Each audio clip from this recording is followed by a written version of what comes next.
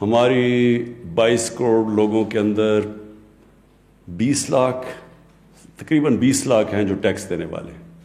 22 کروڑ لوگوں میں صرف 20 لاکھ ٹیکس دینے والے, اور 20 لاکھ میں سے 70% ٹیکس جو دیتے ہیں وہ صرف 3,000 پاکستانی ہیں. تو یہ ایک ملک کے سامنے کیوں رکاوٹ ہے؟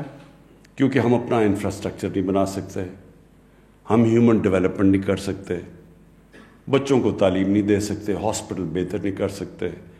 ایک وہ ملک جو آج سے 50 سال پہلے یہ سب سے خطے میں تیزی سے آگے جا رہا تھا, وہ آگے نہیں جا سکتا کیونکہ ہمارے پاس اتنا پیسہ نہیں ہے ملک کو ڈیولپ کرنے کے لیے.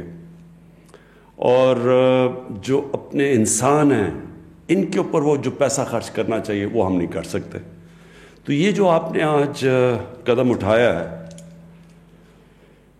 یہ ڈیجیٹل پاکستان کی طرف جو ایک بہت بڑا قدم آپ نے اٹھایا, یہ ہمیں کیش اکانومی سے آہستہ آہستہ, جس طرح ایک آپ آہستہ آہستہ کسی ایڈکشن سے کسی کو دور کرتے ہیں, تو ہم بھی کیش اکانومی سے آہستہ آہستہ اس طرف جا رہے ہیں جدھر ہم اپنی 22 کروڑ عوام کا فائدہ اٹھا سکتے ہیں.